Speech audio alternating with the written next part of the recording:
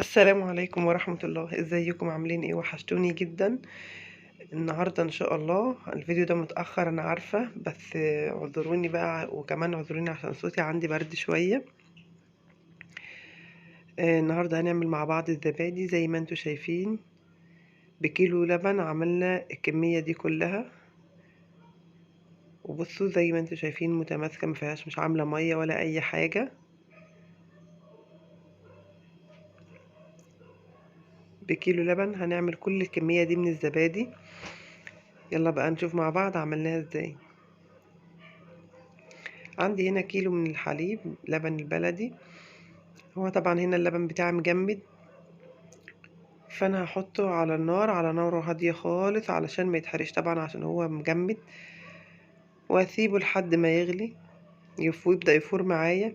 اول ما بيبدأ يفور بعلي نار بقى عشان يفور، ما بسيبوش بقى على النار كتير ولا الكلام ده، يعني ما بسيبوش يغلي خالص عشان طبعا الكمية هتنقص وهيعمل معايا كمية قليلة.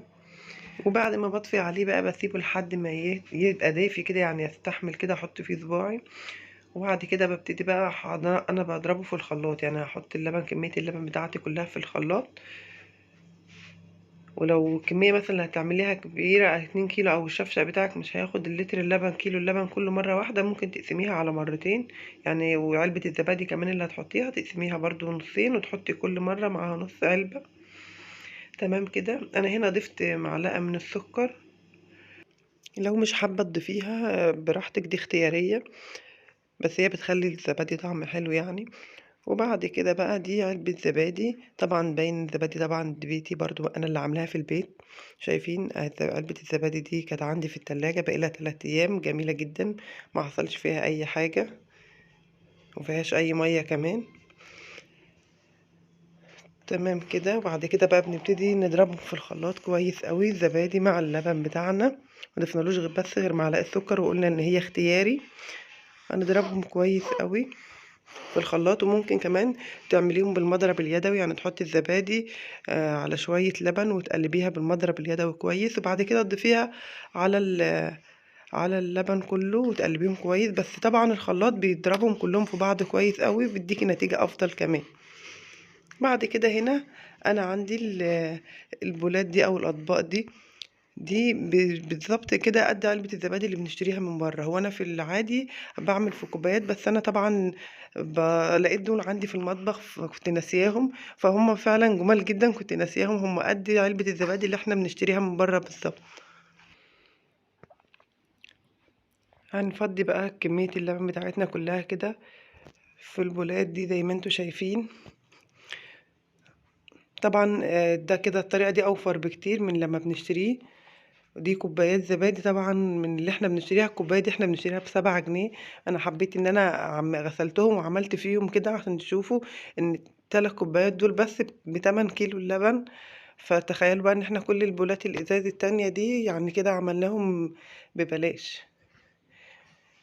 بعد كده هنبتدي بقى نرص الكوبايات بتاعتنا او البولات في الصواني زي ما انتوا شايفين، وهنضيف عليها بقى مش ميه بتغلي، لا، ميه تكون سخنه بتطلع بخار بس. ودي معلومه مهمه جدا، اهم حاجه ان احنا ما نكونش الميه بتغلي معانا، تكون ميه سخنه، ميه سخنه جدا يعني لدرجه ان هي بتطلع بخار بس مش بتغلي. يعني زي ما انتوا شايفين كمان انا عامله في كوبايات الزبادي اللي هي الجاهزه البلاستيك دي، فالكوبايات مش بتسيح ولا بتكش، لان هي الميه مش مغليه، لان الميه المغليه ممكن تخليها تعمل معانا ميه. فركزوا في الموضوع ده يا جماعه.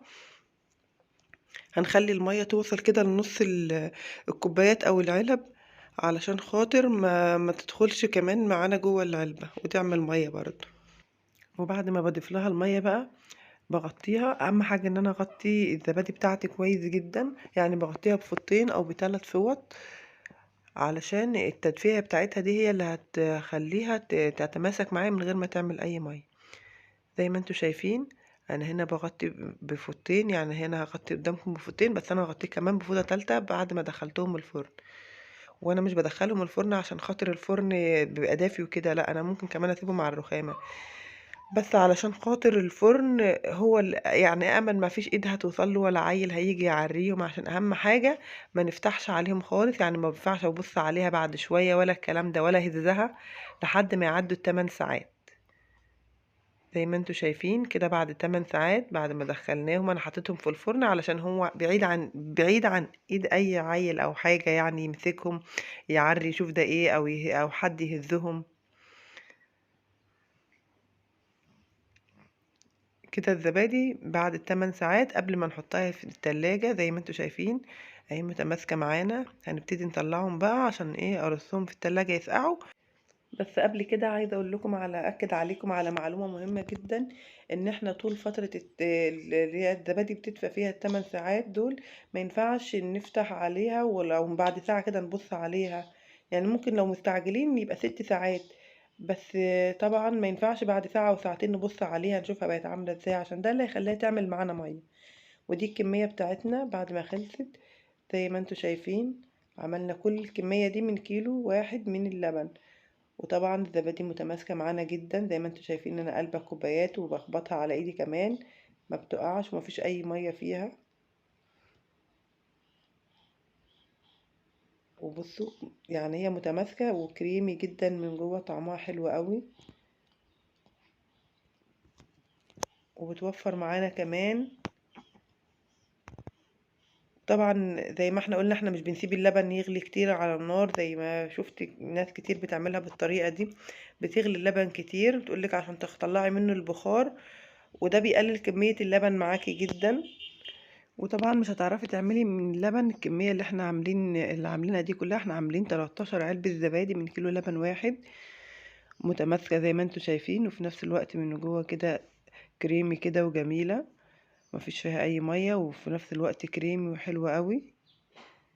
وطبعا عملنا الكمية دي كلها زي ما انتوا شايفين 13 علبة زبادي من كيلو واحد بس من اللبن.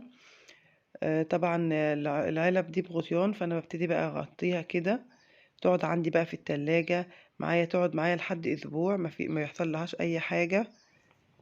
طبعا الكمية بتاعتنا حلوة قوي من كيلو لبن. انا طبعا اول مرة اعمل في البولات دي بصراحة كنت ناسياهم، لكن انا كنت بعملها في الكوباية اللي فضيت منها الزبادي قدامكم. كان بيعمل معايا كيلو اللبن 7 أو 8 كوبايات على حسب انا كنت ببقى مالية الكوباية ازاي. لو مقللها شوية كان بيعمل معايا ايه 8 كوبايات 7 كوبايات، لو مليها على الاخر كان بيعمل معايا 7 كوبايات. طبعا الزبادي بنحتاجها على طول مش بس في رمضان. انا الفيديو طبعا بصورته متأخر جدا، بس انا بصراحة الطريقة دي انا معتمداها من اول رمضان وبتطلع معايا جميلة جدا، فحبيت اشاركها معاكم. تطلع معاكي كريمي ومتماسكة وناجحة ان شاء الله من اول مرة. ولو عجبكم الفيديو ما تنسوش تعملوا شير ولايك وتشتركوا في القناة وتفعلوا الجرس علشان يوصل لكم كل جديد.